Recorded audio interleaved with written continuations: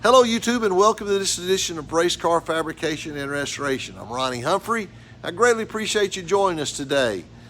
If you haven't subscribed to the channel, please do so. We hit 700 subscribers today. I am so excited. We've got 300 more to go before we hit our goal and before YouTube will finally start promoting the channel for us. And it'll take us serious then.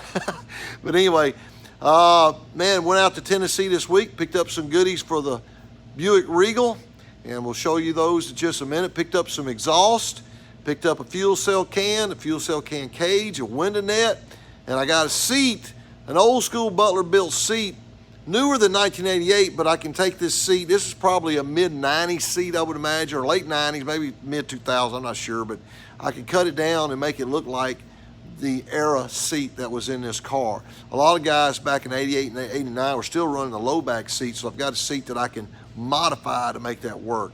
So I'll show you all these goodies I got. But it's really excited to finally find some boom tubes for the car. And so we'll figure out how to get all those mounted. But stick with me, and we got a lot to do today. Let's get started. Okay, the first thing I thought I'd give you some of the shopping list I took care of. That is a window net, Winston Cup window net. And then this is the Butler built seat. We're going to take the shoulder pads off of the shoulder supports and cut it down and just be a low back. So that'll look kind of correct period, if you will, for the car for the 1988. Here's our boom tube we got. And this was a right side exit on these. This car actually had a left side exhaust on it, but we're going to, that'd be okay, we'll just flip it around. The frame rails are the same height, so we'll just make it right side exhaust. That'll be fine. And here's the fuel cell can and the cage. We got to cut that down a little bit, make that a little different. One thing I do want to show you, this was my piece I had made. I told you about battery box cover on the last episode, and I had modified it. I just didn't like the way it looked piecing it together, so I went ahead and made a brand new battery box cover. It looks a whole lot nice sheet here. So that looks a lot better, and all steel, so whenever powder coat it, that'll look a lot better than aluminum. Went ahead and welded inside the battery box today, and got that done early this morning, and that's really ready to go. We're going to take it back off, and the big news we have is we have a sandblaster coming, and we're going to media blast the chassis.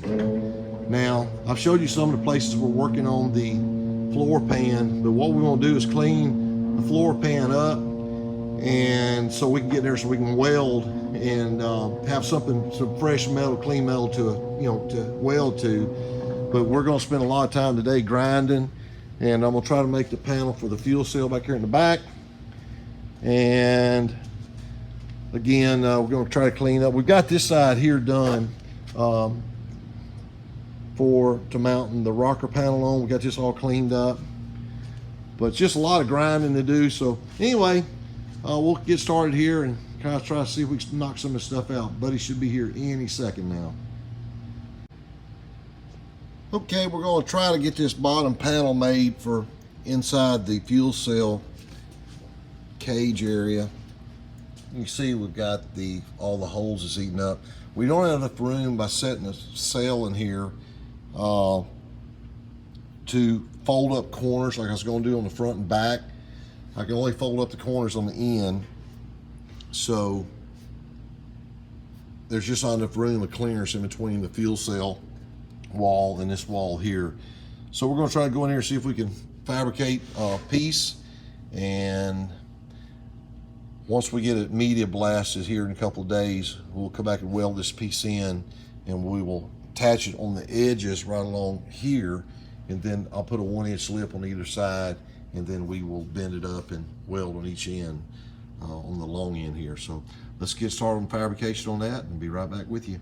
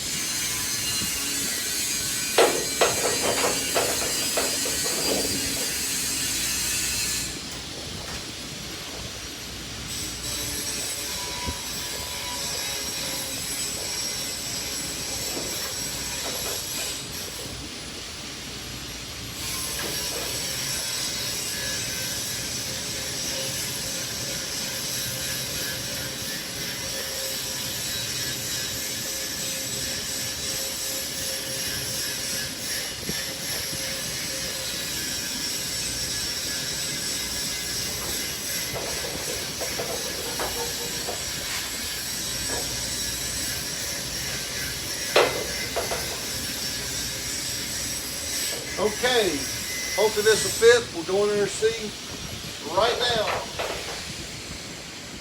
See, now this will go in the bottom of the fuel cell compartment, and this lip on each edge will give us something more to weld on. Then we'll just tack along the front and back. So let's go see if it'll fit.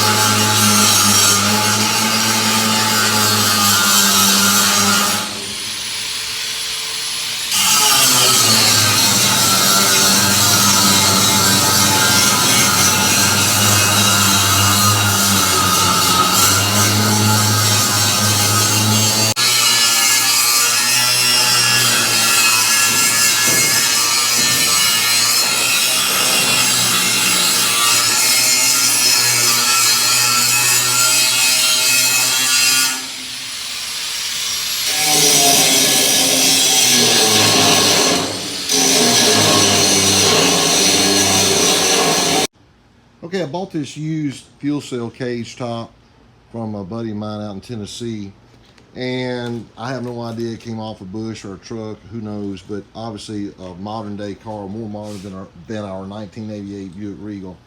Say hi, Ryder. Hi. Ryder's over here helping me today, he's playing.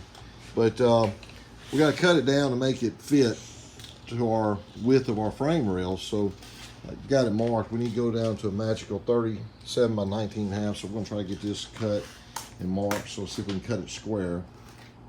And then I think I'm going to try my bandsaw. I think that's the best way to try to cut it square, and we'll try and see if that'll work.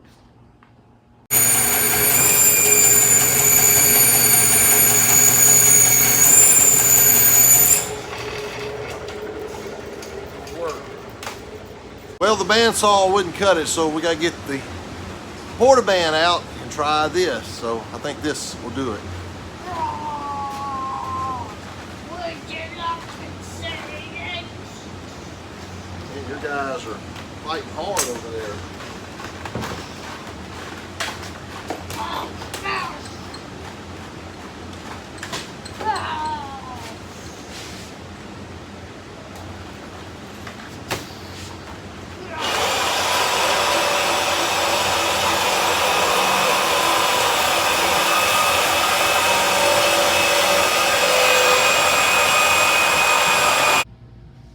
Alrighty, we got the cage bars cut down, And then what we'll do now, we'll just weld up these holes here, and we'll just re-drill new holes into the tubing, and that'll make that work out fine.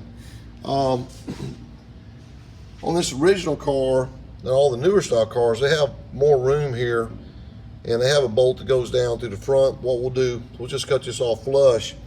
And what they did is they actually use struts that go up to two bolt holes here. It's just a piece of 1/8 inch strap to go to those two holes. So we may not use it. I'm not sure. I may weld those up. I mean, it's not like we're not racing the car, but I'll determine what we'll do there later. We may not even mess with that. But anyway, that's a major project there. So glad that's done, and we'll move on to something else.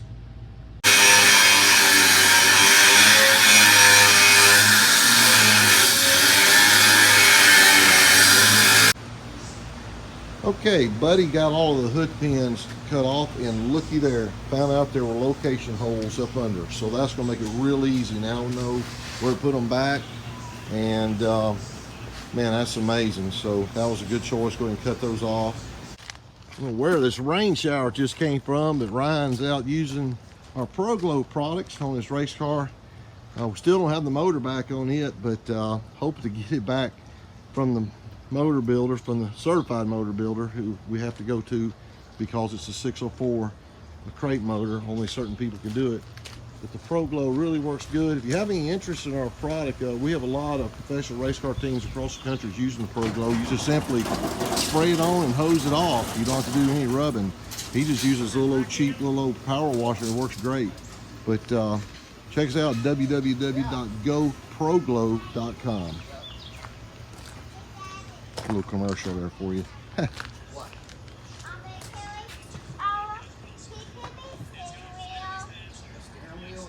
Well, that wraps up another very busy Saturday here in the shop. I appreciate you being with us and watching the progress.